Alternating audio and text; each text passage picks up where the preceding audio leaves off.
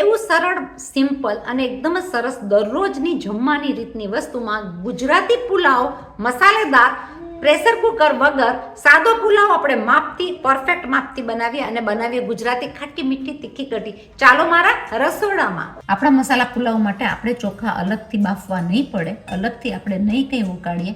એક જ કડાઈમાં આપણા મસાલા ભાત એકદમ સરસ મજાના પુલાવ થઈ જશે મસાલાવાળા. ચાલો બનાવીએ પુલાવની તૈયારી. આપણે લઈ લઈશું કોઈ પણ ગ્લાસ તમારા ઘરનો તમે લઈ શકો.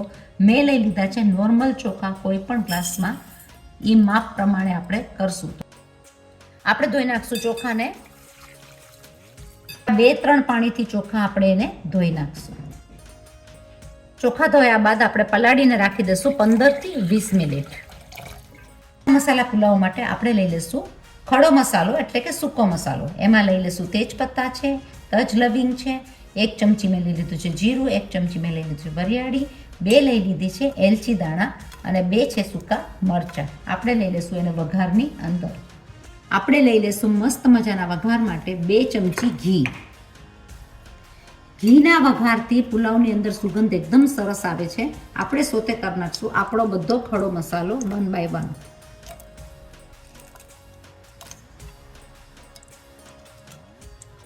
આ પ્રમાણે સોતે કરશું તો આપણો મસાલાનો સુગંધ, સ્વાદ અને ફ્લેવર એકદમ સરસ મજાનો મસાલા પુલાવમાં બેસી જશે. આપણા કાંદા ટ્રાન્સપરન્ટ થતા હશે. આપણે લઈ લઈશું થોડું એવું આદુ સાથે લીલા મરચાં. આપણે બહુ સોતે કરવાના નથી, આપણે એને કરી નાખશું થોડા એવા ટ્રાન્સપરન્ટ અને આદુ મરચાંને કરી નાખશું થોડું સોતે 2 સેકન્ડ માટે. એમાં લઈ લઈશું આપણે 1 ટમેટું. ટમેટાને કરશું સોતે. ટમેટા, કાંદા, આદુ મરચાંની પેસ્ટ સોતે થતાં એકદમ જ સરસ સુગંધ આવશે આખા ઘરમાં. આપણે કરી નાખશું એની અંદર આપણો બધો મસાલો. તો મેં લઈ લીધું છે 1 ચમચી મરચાંની ભૂકી, 1/2 ચમચી હળદર, 1/2 ચમચી ધાણા જીરું, હું લઈશ 1/2 ચમચી ગરમ મસાલો, સાથે લઈ લઈશું 1 ચમચી પાઉંભાજી મસાલો, જેનાથી સ્વાદ એકદમ જ સરસ આવે છે.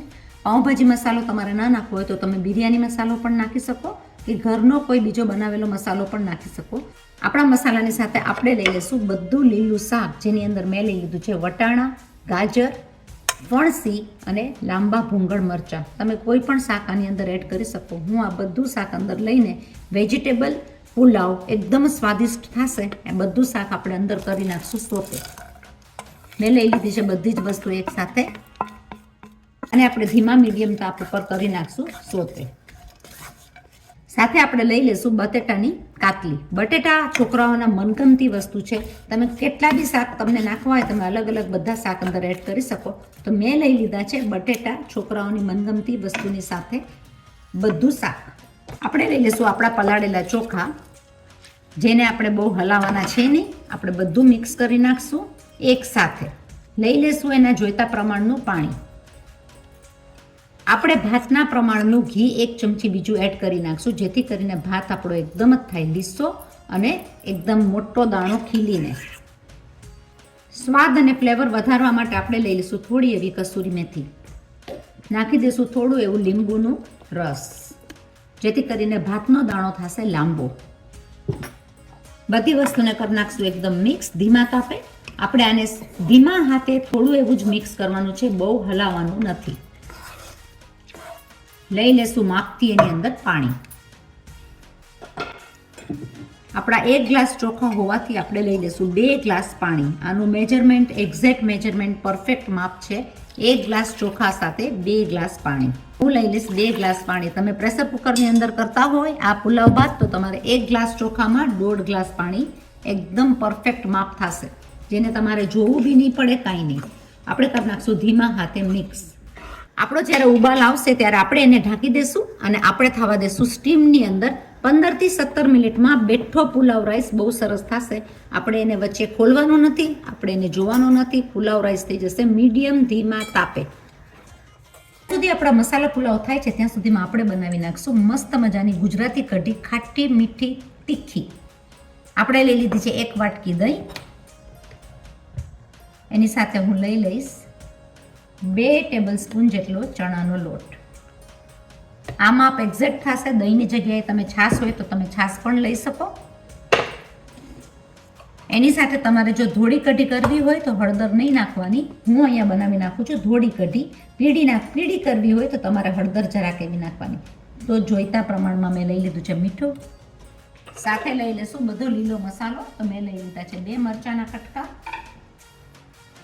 જોઈતા પ્રમાણમાં આદુ. આ બધી જ વસ્તુને કરી નાખશું એકદમ સરસ રીતના મિક્સ. હું લઈ લઈશ સેમ દહીંના માપની વાટકીનું 3 વાટકી પાણી.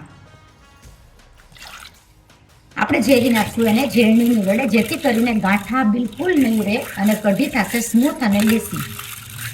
ગળાશ ખટાશવાળી કઢીમાં આપણે લઈ લઈશું થોડી એવી ખાંડ. ખાંડની જગ્યાએ તમે ગોળ પણ લઈ શકો. મારું દહીં એટલું ખટાશવાળું ન હોવાથી હું લઈ લઈશ થોડું એવું લીંબુનો રસ. આ આપણે કઢીનું મિક્સિંગ સરસ મજાનું તૈયાર થઈ ગયું છે. વઘારમાં હું લઈ લઈશ થોડું એવું ઘી.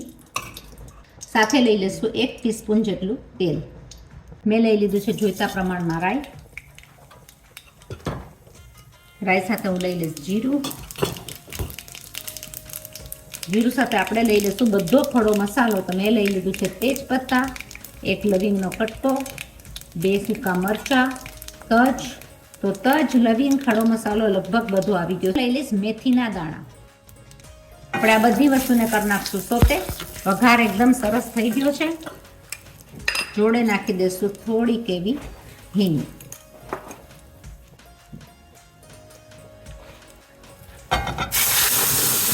આપણે કરી નાખશું એનો વઘાર. ખાટી મીઠી કઢી જાડી પાતળી લાગે તો તમે પાણી થોડું એડ કરી શકો. તમને કેવી જાડી પાતળી ખાવી છે એ પ્રમાણે તમે પાણી એડ કરીને આપણે એને ઉકળવા દેશું 5-1 મિનિટ. કઢી ઉકળતી હશે ત્યારે નાખશું એમાં લીમડાના પાન. જોડે લઈ લઈશું સ્વાદ વધારવા માટે ધાણા. 5 મિનિટ બાદ તમે જોઈ શકો કઢી એકદમ જ સરસ થઈ છે. જાડી પાતળી તમને જેમ જોઈએ એ પ્રમાણે તમે રાખી શકો. મારી કઢી તૈયાર થઈ ગઈ છે.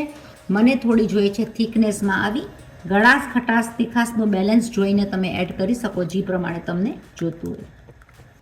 15 મિનિટ બાદ આપણે ખોલીને જોશું કે આપણો પુલાવ રાઈસ કેવો સરસ થઈ ગયો છે. એકદમ જ ખીલીને સરસ મજાનો તૈયાર પુલાવ રાઈસ તૈયાર છે.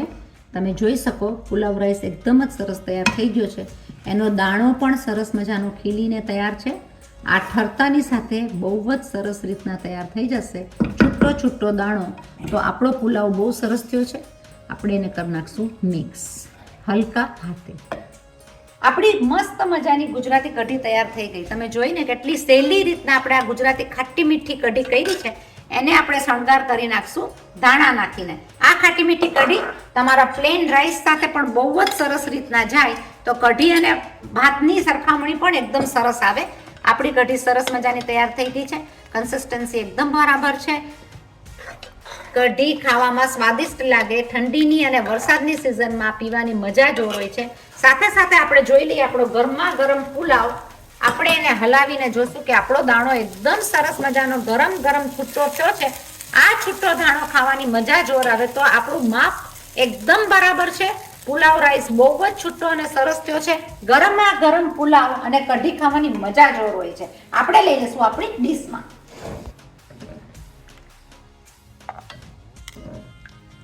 આપણી જમવાની થાળી તૈયાર થઈ ગઈ છે. આપણે આપણો પુલાવ લઈ લેશું આપણી ડીશમાં.